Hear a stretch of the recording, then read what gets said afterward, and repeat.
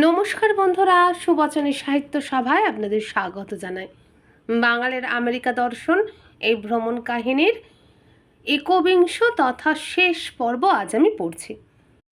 বাস আড্ডায় আমাকে তুলতে গেল প্রভাত, তনুশ্রী, অসীম এবং প্রভাতের ছেলে মেয়েও। কলম্বাস থেকে নিউ ইয়র্কের বাস ভাড়া $88। এদেশে যাতায়াত যে কি ব্যয় সাপেক্ষ তা বলার নয়। ট্রাভেলার্স চেক ভাঙিয়ে টিকিট করলাম। তারপর লবিতে বসে আড্ডা চলছিল। হঠাৎ আমার মনে হলো বাস যেন দেরি করছে। প্রভাতকেও সেই কথাই বললাম। ওরা বলল গ্রে হাউন্ড বাস নাকি কখনো সময়ের নড়চড় করে না। সেদিন কিন্তু করলো। একটু বাদেই একজন বুড়ো মতো সাহেব এসে ঘোষণা করলো নিউ ইয়র্কগামী বাস এখনও এসে পৌঁছায়নি, দেরি হবে। লবিতে যারা ঘোরাফেরা করছে তাদের মধ্যে একটি 19-20 বছরের ভারী সুপুরুষ ভারতীয় চেহারার ছেলে বারবারই আমার দিকে তাকাচ্ছে, আর চোখে চোখ পড়লেই একটু পরিচিতের মতো হাসছে। সে একা নয়, সঙ্গে আরও দুজন আছে, বাঙালি বলেই মনে হচ্ছিল। একটু বাদে ছেলেটি এগিয়ে এসে জিজ্ঞেস করলো, আপনি কি ঢাকার? একটু মৃদু হেসেই বললাম, ঢাকা দেশ, তবে আমি এখন কলকাতার। আমরা ঢাকা থেকে এসেছি। একটু অবাক হয়ে বললাম, ঢাকা থেকে এত দূর এসেছো কেন? বেড়াতে? না, আমরা পড়ি। কি পড়ো? ইঞ্জিনিয়ারিং। ভারী ভদ্র আলাপি ছেলে। কথায় কথায় জানলাম তারা ঠিক স্কলারশিপ পেয়ে আসেনি, একটু কৌশল করেই এসেছে। দেশের জীবন ভালো লাগছে না, তাই এই বৃহত্তর জীবনের সন্ধানে আসা। তবে তাদের বৈধ পাসপোর্ট আছে। বাস এলো প্রায় 40 মিনিট দেরিতে। শুনলাম বাসটি নাকি লস অ্যাঞ্জেলেস থেকে আসছে। তাহলে এর দৌড়ের পাল্লা ভাবলে চোখ চড়ক গাছ হওয়ার কথা। বাসের গায়ের বহির্ভাগে লাগেজ চেম্বারে ব্যাগটা তুলে দিয়ে চিন্তা হলো, কেউ মাঝরাতেই কোনো স্টপেজে যদি নামিয়ে নেয়। প্রভাতকে আশঙ্কার কথা জানাতেই সে বলল, এইরকম আকছার হয়, কিন্তু এরা তো বাসের মধ্যে ব্যাগ নিতে দেবে না, নিয়ম নেই। নিয়ম নেই, কিন্তু তবু দেখলাম 2-1 প্যাসেঞ্জার তাদের হ্যান্ড ব্যাগেজ নিয়েই বাসে উঠছে। আমিও তাই আমার ব্যাগটি বের করে সেটি হাতে নিয়েই বাসে উঠলাম। চমৎকার বাস, পিছন দিকে একটু টয়লেটও আছে। বসার ব্যবস্থা খুবই আরামদায়ক। আমার পাশেই বাংলাদেশি ছেলেদের একজন বসেছে। সে আমাকে একটা কোকের টিন উপহার দিয়ে বলল, দাদা, আমরা কিন্তু নিউ ইয়র্ক পর্যন্ত যামু না, মাঝপথে নাইমা যামু। আমি বললাম বেশ, নামার সময় আমায় ডেকো। বাস ছাড়ার পর মনে হলো বাসটা যে চলছে সেটা টেরই পাওয়া যাচ্ছে না যেন। রাস্তা যেমন মসৃণ, বাসটিও তেমনই ঝাঁকুনি ও শব্দবিহীন। সঙ্গে খাবার দাবার নেই বলে আমার একটু অস্বস্তি হচ্ছিল। এ বাস নিশ্চয়ই ডিনারের ব্রেক দেবে, কিন্তু আমি খাবো কি? বাংলাদেশি ছেলেটির দেওয়া কোকটি সেই রাতে আমার ডিনারের বিকল্প হয়ে রইল। ছেলে তিনটির সঙ্গে কিছুক্ষণ কথাবার্তা বললাম। মা বাবাকে ছেড়ে এসে কষ্ট হচ্ছে কি না, এখানে কি কি অসুবিধা হচ্ছে। ওরা দেখলাম মনের দিক থেকে তৈরি হয়ে এসেছে। এখানে এসেও মানিয়ে নিয়েছে চমৎকার। না, আমেরিকায় তাদের কোনো অসুবিধেই হচ্ছে না। ঘুমিয়ে পড়লাম। রাত 3টে নাগাদ বাংলাদেশি ছেলেরা নেমে গেল।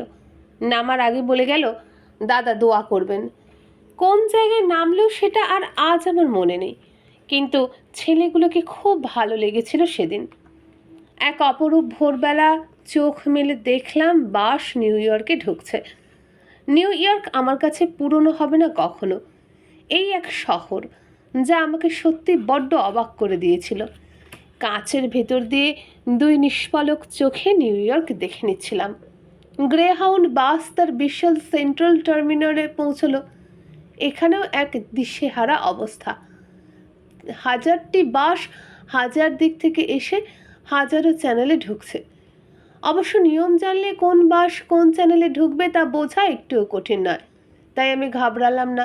জানি পড়ু আমাকে ঠিকই খুঁজে নেবে। খোঁজারও দরকার হলো না। বাস থেকে নামতেই পড়ুর হাসি মুখের দর্শন পাওয়া গেল। হাত বাড়িয়ে ব্যাগটা নিয়ে পড়ু আমাকে টার্মিনালের বাইরে এনে ফুটপাতে দাঁড় করিয়ে রেখে বলল, 5 মিনিট দাঁড়ান, আমি গাড়ি নিয়ে আসছি। গাড়ি পার্কিং লটে রাখা আছে।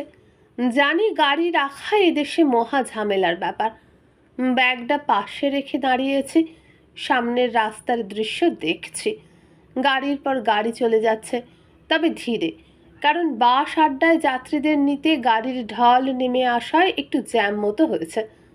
হঠাৎ দেখতে পেলাম উল্টো দিক থেকে একটি নিগ্রো রাস্তা পেরিয়ে এদিকে আসছে, আর সামনে যে গাড়িটাই যাচ্ছে তারই জানলায় ঝুঁকে কিছু যেন চাইছে বলে মনে হলো। কৃষ্ণাঙ্গরা এসব করেই থাকে, হয়তো বেকার, হয়তো কাজে অনিচ্ছুক। আমি দাঁড়িয়েই সবে একটা সিগারেট ধরিয়েছি। লোকটা সোজা আমার পাশে এসে দাঁড়ালো, বিনা ভূমিকায় বলল, hey mister, give me a cigarette. Money bag চাইলেও দিয়ে দিতে হতো বোধহয়। প্যাকেট থেকে একটা সিগারেট বের করে তার হাতে দিতেই সিগারেটটা ঘুরিয়ে ফিরিয়ে দেখে বলল, কস্টলি থিং বললাম, ইয়েস। সে সিগারেটের ফিল্টারটা খুলে ফেলে দিয়ে ঠোঁটে চেপে ধরে হুকুম দিল, লাইট ইট আপ। অগত্যা ধরিয়েও দিতে হলো। সে আমাকে একটা অস্পষ্ট থ্যাংক ইউ দিয়ে চলে গেল। সামান্য ঘটনা, তবু মনে আছে। আমেরিকায় এমন নিষ্কর্মা চেয়ে চিনতে বেড়ানোর লোকেরও কিন্তু অভাব নেই। জীবনটা কোনো রকমে কাটিয়ে দেওয়া ছাড়া এরা কিছু করতে চায় না। পরু গাড়ি নিয়ে এলো একটু দেরিতে। ট্রাফিক জ্যামে আটকে গিয়েছিল। আমেরিকায় যত বাড়িতে গেছি তার মধ্যে পরুর বাড়িটার একটু অভিনবত্ব আছে। সেটা হলো, ওর বাড়ির সামনে একটা ব্যালকনি গোছের আছে, এবং সেটা ভেদ করেই একটা বড় গাছ উঠেছে। পরুর বাড়িতে যে বেশিক্ষণ থাকা যাবে না, এর জন্য তার লক্ষ্মীমন্ত বউটি ভারী দুঃখ করল। তার উপর সে যে বেরিয়ে যাবে চাকরিতে। আমি বললাম, দুঃখ করার কিছু নেই, আবার দেখা হবে। ব্রেকফাস্ট থেকে লাঞ্চ অবধি সবই যত্নে তৈরি করে সাজিয়ে রেখেছে বৌমা। ব্রেকফাস্ট নিজের হাতেই খাওয়ালো। পরু রইল আমার রক্ষণাবেক্ষণের জন্য। লাঞ্চের আগে যেটুকু সময় পেলাম, নারায়ণদার জন্য একটা বক্তৃতা রেকর্ড করলাম অডিও ক্যাসেটে।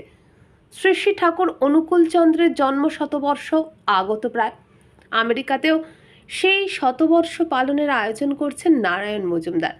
তার খুব ইচ্ছে ছিল আমাকে অক্টোবর পর্যন্ত রেখে দেন, কিন্তু কলকাতায় বিস্তর কাজ ফেলে এসেছি। ভিসা থাকলেও অতদিন থাকার উপায় নেই। আমার শিশুপুত্রটি আমাকে ছাড়া থাকতে পারে না। মাঝে মাঝেই টেলিফোনে খবর পাচ্ছে বাবার বিরহে সে কান্নাকাটি জুড়ছে মাঝে মাঝে। তাই থাকতে পারবো না বলে বক্তৃতা রেকর্ড করে যেতে হচ্ছে। নারায়ণদা জন্মোৎসবে ওটাই শোনাবেন সবাইকে। তাতে কাজ কি হবে জানি না, কিন্তু তার আন্তরিকতা দেখে রাজি হতে হয়েছিল। রাতের খাবার খেয়ে পড়ু আমাকে নিয়ে বেরিয়ে পড়ল। বেরোতে একটু রাত হয়েছিল ঠিকই, তাই বলে রাত 10টা তো আমেরিকায় কোনো রাতই নয়। বিশেষ করে নিউ ইয়র্ক শহরে তো সারা রাতই জমজমাট। কুইন্স বড়োতে সুপ্রিয়র বাড়ি। জ্যামাইকা অ্যাভিনিউ ধরে গিয়ে ভ্যালডারভিন অ্যাভিনিউতে ঢুকতে হবে। তারপর আরও একটা ছোট রাস্তা। এই জ্যামাইকা অ্যাভিনিউতেই গণ্ডগোলটা হলো। পরু প্রথমটায় ডান দিকের মাইল 10-15 ড্রাইভ করার পর কোথাও হদিশ না পেয়ে গাড়ি থামিয়ে লোকজনকে জিজ্ঞেস করতে লাগলো, কিন্তু দেখা গেল লোকজন সবাই কৃষ্ণাঙ্গ এবং সকলেই ঘোর মাতাল। ভ্যালডারভিন অ্যাভিনিউ সম্পর্কে তারা কেউ কিছু জানে না, আর তাদের ভাষাতেও বেশ অশালীন শব্দ ঢুকে যাচ্ছে তখন। অগত্যা উজান ছেড়ে ভাটির দিকে গাড়ি চালিয়ে দিল পরু। অন্তত 20 মাইল যাওয়ার পরও ভ্যালডারভিন অ্যাভিনিউর হদিশ পাওয়া গেল না। আমরা দুজনে একটু নার্ভাস বোধ করতে লাগলাম, কারণ আমাকে পৌঁছে পরুকে আবার এতটা পথ একা ফিরতে হবে। ঘড়িতে তখন রাত 11:45-টার কাছাকাছি। কি একটা রাস্তার দিক চিহ্ন দেখতে গিয়ে পরু আনশান ব্রেক চেপেছিল। পিছন থেকে একটা গাড়ি এসে সজোরে লাগতে লাগতেও কোনো রকমে ধাক্কা বাঁচিয়ে পাশে এসে দাঁড়ালো। মুশকিল। Nice driving sir, nice driving. Paru লজ্জা পেয়ে মাফ চাইল, কিন্তু এই ঘটনাই শাপে বর হয়ে গেল। আমরা যেখানে দাঁড়িয়েছিলাম তারই অদূরে সামনে বাঁদিকে একটা মাইলে ভ্যালডারভিন অ্যাভিনিউ নামটি জ্বলজ্বল করছে। সুপ্রিয়র বাড়িতে পৌঁছে দেখি তারা সবাই উদ্বেগ নিয়ে বসে আছে। পরু বেরোবার আগে ওদের টেলিফোন করে বেরিয়েছিল। এতক্ষণ সময় লাগার কথা নয়, রাত হয়ে গিয়েছিল। তাও পরু কিছুক্ষণ বসে আড্ডা দিল, তারপর কফি খেয়ে রওনা হয়ে গেল। সুপ্রিয় বা তার বউ ভারতীকে দেখলে কে বলবে যে তারা আমেরিকায় থাকে? তাও ভারতী আমেরিকায় আছে সুপ্রিয়র অনেক আগে থেকে। তার বাপের বাড়ির প্রায় সকলেই দীর্ঘকাল এদেশে। বঙ্গ সম্মেলনের প্রাক্তন উদ্যোক্তা প্রবীর রায় ভারতীর দাদা। ভারতী ডুরে পার শাড়ি পরে, খুব লাজুক মুখে কথা বলে এবং একটা বাড়ির উঠানে যথারীতি লাউ, বেগুন এবং লঙ্কা ফলায়। সুপ্রিয়র কোথাও মার্কিন দেশের রং লাগেনি, আদ্যন্ত বাঙালি রয়ে গেছে। তদুপরি সে একটু ভাবুক ধরনের মানুষ। বাড়িতে 4টি প্রাণী, সুপ্রিয়, ভারতী, তাদের শিশুকন্যা পায়লা এবং একটি ছোট্ট পাখি। এই পাখিটা আসলে খুব মুগ্ধ করেছিল আমাকে। সকালে পাখিটাকে খাঁচা থেকে ছেড়ে দেওয়া হতো, তখন সেটা সারা বাড়িতে উড়ে উড়ে বেড়াতো। তার সবচেয়ে পছন্দের জায়গা ছিল বাথরুম। আমি বাথরুমে ঢুকলেই তার চেঁচামেচি শুনতে পেতাম। বাইরে উড়ে যাওয়ার প্রশ্ন নেই, কারণ গোটা বাড়িটাই তো বাক্সের মতো বদ্ধ জায়গা। পাখিটা পালানোরও চেষ্টা করতো না। সেই রাতে সুপ্রিয়র বাড়িতে পৌঁছলাম। সেই রাতেও বেশ কিছুক্ষণ বসে গল্প করা গেল, কারণ পরদিনই আমার লন্ডন রওনা হওয়ার কথা। সেখানে 4-5 দিন ভাস্কর দত্তের বাড়িতে থেকে কলকাতায় ফিরে যাব। কাজেই আমেরিকায় এই যাত্রাটাই আমার শেষ রাত্রি। গল্পে গল্পে বোধ হয় 1:30 হয়ে যাওয়ার পর দোতলার একটা ছোট্ট সুন্দর ঘরে আমার শোয়ার ব্যবস্থা হলো। বিছানার পাশে জল টল রাখা। ক্লান্ত ছিলাম, শুয়েই ঘুম এসে গেল। হঠাৎ দরজায় মৃদু করাঘাত আর চাপা ডাক, শীর্ষেন্দুদা, শীর্ষেন্দুদা। আমি বললাম, কে? আমি সুপ্রিয়। কি হয়েছে সুপ্রিয়? সুপ্রিয় ঘরে ঢুকে ভারী অপরাধী মুখে বলল, আপনার কাছে একটা অপরাধ করে বসে আছি, তাই মাপ চাইতে এলাম। কি অপরাধ করেছো শুনি? আগে একটা মিথ্যে কথা বলেছি। আপনার ফিরে যাওয়ার টিকিট কালকের নয়, পরশু দিনের। দেখলাম আপনি যদি কাল যান তাহলে আমার বাড়িতে আপনার থাকাটাই হয়ই না প্রায়। তাই সবাইকে বলে দিয়েছি আপনি কাল যাচ্ছেন, যাতে কেউ আপনাকে না আটকায়। খুব হাসলাম। তারপর বললাম, তোমার এই আন্তরিকতায় বরং খুশিই হয়েছে। একদিন দেরি হলে কি আর এমন অসুবিধে হবে? সুপ্রিয় অনেক ক্ষমাটামা চেয়ে বিদায় নিল। আমিও নিশ্চিন্তে ঘুমোলাম। পরদিন সকালে বেজায় ভারী ব্রেকফাস্ট খেয়ে, ভারতীয় বাগান দেখে, পায়লার সঙ্গে একটু খুনসুটি করে সুপ্রিয়র সঙ্গে কুইন্স এলাকা দেখতে বেরিয়ে পড়া গেল। ম্যানহাটনের মতো জাঁকজমক নেই বটে, কিন্তু কুইন্সও কম দেখনদার নয়। বিশাল এলাকা জুড়ে নিউ ইয়র্কের এই পরগনাটি কলকাতাকে গিলে ফেলতে পারে। সুপ্রিয় বারবারই আমাকে জিজ্ঞেস করছে, দাদা কি নেবে, আপনাকে কি দেব? আমি মাথা নেড়ে বলি, ভাইরে, আমার কোনো জিনিসেরই দরকার নেই। টুকটাক কিছু কেনাকাটা করেছি বাড়ির লোকের জন্য, ওতেই হবে। না, আপনাকে কিছু না দিলে আমার শান্তি নেই। অনেক কষ্টে তাকে ঠেকালাম। কুইন্সে একটা বিশাল সুপারস্টোর্সের সামনে গিয়ে দাঁড়ালো সুপ্রিয়। কোনো অজ্ঞাত কারণে সুপারস্টোর্সটি বন্ধ হয়ে গিয়েছে। নিউ ইয়র্কে এরকম বন্ধ হওয়ার দোকানপাট আরও বেশ কয়েকটি দেখেছে। নিউ ইয়র্ক হলো বিশ্বের সবচেয়ে চালু বাজার। দুনিয়ার লোক এখানে কেনাকাটা করতে আসে। এখানেও কেন ব্যবসা ফেল মারে সেটা আমার বোধের অগম্য। দুপুরে আর কোথাও ভাত খাইনি। সুপ্রিয়র বাড়ি গেলাম। তারা দুবেলাতেই ভাত খায়। লাউ ঘন্ট, বেগুন ভাজা ইত্যাদি দিয়ে চমৎকার বাঙালি রান্না। শুনলাম রান্নায় ভারতের বেশ সুনাম আছে। সে মিষ্টিও নানা রকম তৈরি করতে পারে। সুপ্রিয়র বাড়িতে অবিরল ফোন আসছে। অনেকেই আমাকে বিদায় অভিনন্দন জানাচ্ছেন। কারো কাছেই প্রকাশ করা গেল না যে আমি আর যাচ্ছি না। আমার শিশুপুত্রটি টেনিস খেলায় আগ্রহী, তাই এই কথাটা কথায় কথায় বলে ফেলেছিলাম। সুপ্রিয় তৎক্ষণাৎ নিজের একটা দামি অ্যালুমিনিয়াম অ্যালয়ের তৈরি র্যাকেট আমার ছেলের জন্য উপহার দিয়ে ফেলল। সে নিজেও টেনিস খেলে। জিনিস বাড়লে আমার আতঙ্ক হচ্ছে, কারণ 2খানা সুটকেসই বোঝাই হয়ে গেছে, আর জায়গা নেই। সন্ধেবেলা আমি, সুপ্রিয় আর পায়লা বেরোলাম। সুপ্রিয় 2-4 জায়গা ঘুরে সোজা একটা সুপার স্টোরে নিয়ে গেল। এবার সে বদ্ধপরিকর আমাকে একটা উপহার কিনে দেবেই। যে জিনিসই সে দেখায় সেটাই নাকচ করি বলে বিরক্ত হয়ে সে আমাকে আর পায়লাকে একটা ভিডিও গেম মেশিনের সামনে মোতায়েন করে দিয়ে নিজেই গেল উপহার কিনতে। আমি আর পায়লা মন দিয়ে ভিডিও গেম খেলতে লাগলাম। আধ ঘন্টা বাদে সুপ্রিয় এলো, মুখে বিজয়ীর হাসি, হাতে একটা প্যাকেট। আপনার জন্য আনলাম। খুলে দেখি তাতে একটা স্লিপিং স্যুট, বেশ দামি জিনিস, কিন্তু হেসে বাঁচি না। শোয়ার সময় লুঙ্গি আর খালি গা ছাড়া আমার ঘুমই আসে না। এই জিনিসটি পরবে কে? তবু ওই উপহারের সঙ্গে মিশে থাকা সুপ্রিয়র ভালোবাসাটি ভুলি কী করে? আজও জিনিসটি আমার ওয়ার্ড্রবে শোভা পাচ্ছে। নিউ ইয়র্কে এ যাত্রায় শেষ রাত্রিটি খুব দ্রুত ঘনিয়ে এলো। সময়ের হিসেবের গোলমালে খুব অসময়ে ভাস্করকে ফোন করে মাঝরাতে ঘুম ভাঙিয়েছিলাম। সে অবশ্য বিরক্ত হয়নি, বলেছিল তুমি এসো, আমি হিথ্রোতে থাকবো। পরের দিন বিকেলে ফ্লাইট। সুপ্রিয়র সঙ্গে সকালেও একটু বেরোলাম।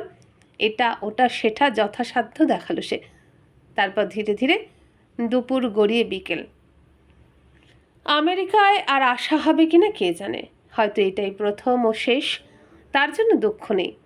আমি এক গরিব দেশের মানুষ, সেখানেই আমার শান্তি ও স্বস্তি। আমার দিন বাতাবরণে মাঝে মাঝে আমেরিকার দৃশ্যাবলী স্বপ্নের মতো ভেসে উঠবে, এইটাই যে প্রাপ্তি। বিকেলে সুপ্রিয় আমাকে এয়ারপোর্টের টার্মিনালে পৌঁছে দিল। তার বিষণ্ণ মুখখানার দিকে চেয়ে একটু বিষাদ বোধ করি, আবার দেশে ফেরার আনন্দও তো আছে। হরিশ সে বিষাদে ট্রলি ঠেলতে ঠেলতে ডিপার্চার লেখা কাউন্টারের দিকে গিয়ে লাইন দিলাম। এবার যাত্রা পূর্বে, স্বদেশের দিকে। বন্ধুরা, এখানেই শেষ হয়ে গেল বাঙালির আমেরিকা ভ্রমণ, এই উপন্যাসটির শেষ পর্ব। প্রতিটি পর্ব শোনার উপায় হচ্ছে এই ভিডিওর নিচে যে বারে আমার চ্যানেলের নাম দেওয়া আছে সেখানে ক্লিক করুন, খুলে যাবে চ্যানেলের হোম পেজ।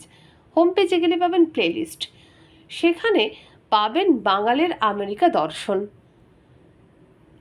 সেখানেই 1 থেকে 21টি পর্ব পরপর সাজানো রয়েছে আপনাদেরই জন্য।